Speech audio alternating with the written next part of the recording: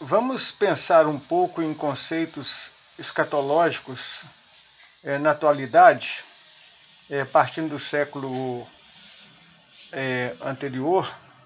Nós estamos no século XXI, então vamos pensar no século XX, na transição 19, século XX e XXI.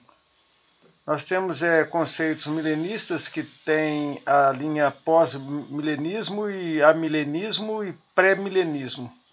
Temos conceitos tribulacionistas, que está na linha do dispensacionalismo, no pré-tribulacionismo, pós-tribulacionismo e posições intermediárias. São assuntos que estão envolvidos com a promessa da volta de Cristo e com o acontecimento trazendo evidências da possibilidade do cumprimento desta realidade. Por outro lado, a gente fica em uma situação muito complicada, porque são muitas interpretações apresentadas.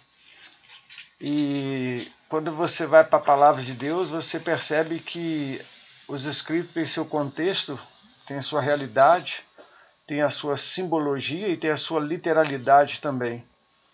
E então, pensando no século XIX, nós podemos ver que houve muitos distúrbios, muita turbulência teológica, porque havia síntese ortodoxa e havia também algumas variáveis que veio pela forma e a visão reformada, envolvendo praticamente todo o berço do cristianismo.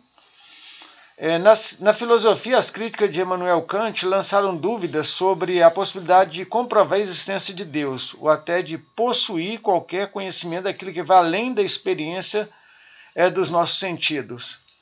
Do ponto de vista, quando a gente pensa na razão pura, quando pensamos naqueles racionalistas, e que de uma forma exclui a possibilidade de haver o transcendente, o sobrenatural, dentro da ótica cristã, é lógico.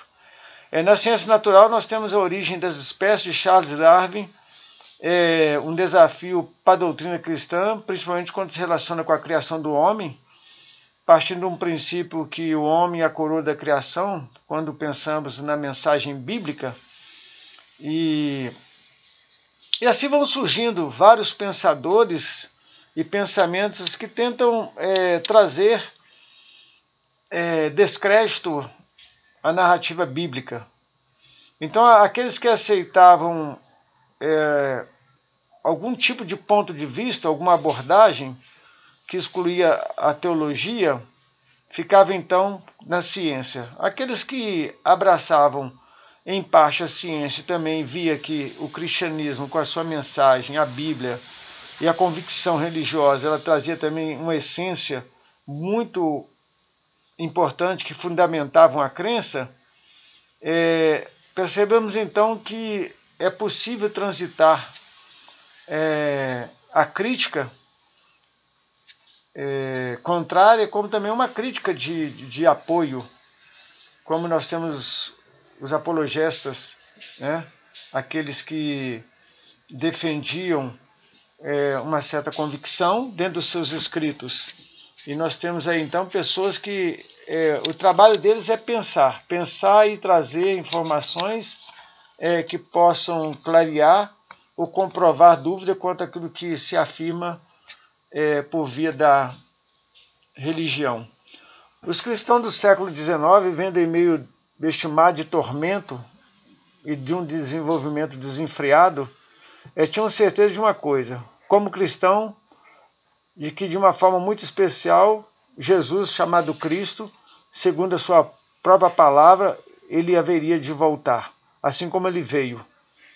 E nós temos então no desenvolvimento da história, um Jesus histórico, que a sua pessoa foi marcante, e ele traçou o seu objetivo no sentido da convivência com os discípulos e levando os discípulos à fé, e esses discípulos continuando a pregar a mensagem que recebeu de Jesus, aplicando então dentro de uma visão de boa nova, que é o Evangelho. Então nós temos aí uma forma dominante de uma mensagem que historicamente foi preservada e por mártires, por grandes figuras históricas, tanto imperadores, reis, né, que mantinham a sua convicção. Então o reino de Jesus ele trouxe algo diferente para que pudesse ser confrontar a cultura desenvolvida na sua época. Nós sabemos que a Grécia dominava com conhecimento, o grego koiné, popular, dominava, nós temos a Roma no sentido da força, do poder, subjugando todo mundo, e os judeus escravam, e dentro dessa área relacional, num contexto sociocultural em que nós vemos aí então os judeus prestando um serviço com a teologia, a ideia de um Deus único. E nesse contexto vem Jesus, nascido de uma virgem, segundo o relato bíblico, e cumprindo uma missão do Pai, que era resgatar, buscar aquilo que se havia perdido, visto que, segundo a palavra de Deus, o homem perdeu o alvo, que era a direção a Deus, e voltou-se para o seu próprio caminho. E a Bíblia diz que as obras dos homens são como trapo de imundícia, elas não conseguem afiançar nada, elas não trazem qualquer base de pacificação numa relação satisfatória com Deus, e que foi preciso Jesus vir e por meio dele, dado o seu sacrifício na cruz, morrendo pelos pecadores e pacificando a relação daquele que crê com Deus, com o Pai.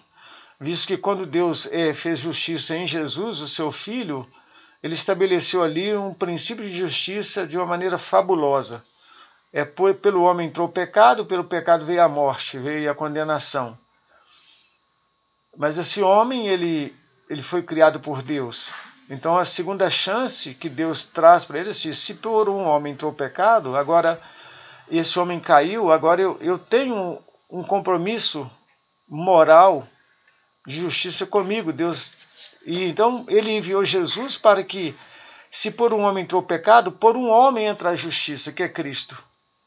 Se o homem ele não conseguiu estabelecer uma relação com Deus de uma forma pacífica por causa dos seus pecados, e ele não tinha como mudar essa realidade, essa natureza, então veio Jesus trazendo para o homem graça sobre graça, ou seja, um sacrifício que determinaria, traria uma segurança para este homem de que agora, se no pecado ele estava morto, quando ele olha para Jesus, ele vive. Por quê? A morte que este homem tinha, Jesus levou na cruz. E a vida que Jesus trouxe e a entregou na cruz, pela ressurreição, pelo seu poder, ele conferiu ao homem. É por isso que a Bíblia diz que Jesus dizendo: eu sou a ressurreição e a vida. Todo aquele que crê em mim, ainda que esteja morto, viverá. E todo aquele que vive e crê em mim, esse nunca morrerá. A gente viaja nessa realidade, nessa verdade, quem crê. Porque é algo que foge a possibilidade de uma compreensão racional, se não for o exercício da fé. Se você não se dispuser a perceber essa dimensão pela fé, de um reino que Deus realmente ele reina plenamente, e que seu Filho Jesus veio trazer. E o próprio Jesus conferiu essa realidade dizendo: eis que é chegado a vós o reino de Deus. Então ele está em nós e entre nós. Ele é vinculante. Ele não exclui, ele inclui. Ele inclui todo aquele que arrepende dos seus pecados e volta-se para Deus, dizendo com isso que se Adão ele morreu, em Jesus ele vive, ele então deposita fé nesse Jesus. E quando ele deposita fé em Jesus, está dizendo: olha, a morte que era minha, Jesus pagou por mim. E a vida que ele trouxe para mim eu recebo pela fé no sacrifício. De maneira que a justiça de Deus foi feita nesse Jesus, nesse Cristo, nesse meu Salvador, em quem eu depositei minha vida. Então nós somos transformados pelo poder de Deus, e a Bíblia fala que quem está em Cristo, nova criatura é, as coisas velhas já passaram, ficaram para trás, eis que tudo se fez novo. E a nossa vida agora está escondida com Cristo, e nós devemos buscar as coisas que são lá do alto. Então não podemos nos enganar, nem nos deixar enganar pela religiosidade, porque a fé ela não é em religião e nem em crença. A fé é em promessas. A alma, a vida espiritual do homem se alimenta de promessas. Fé, ela fundamenta, é firme e a convicta certeza de que existem coisas que não vemos e temos certeza de que aquilo que nós cremos há de chegar. A fé é o firme fundamento das coisas que não se vê e a prova daquilo que se espera. Então nós podemos descansar nessa certeza de que teremos uma vida. Há um reino de Deus. Eu quero encerrar dizendo, eu sempre cito esse versículo quando eu tenho oportunidade em algum dos meus vídeos.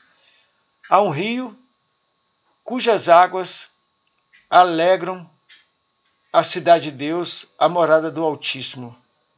E nunca será abalado, porque Deus mesmo está no meio dela. Que promessa maravilhosa! Porque nós temos uma casa não edificada por homens, mas por Deus eterno nos céus, que é a nossa vida. A vida que veio e que temos, ela veio de Deus. E ela renasceu em Cristo pelo sacrifício dele na cruz. Louvado seja o nome do nosso Deus. Amém.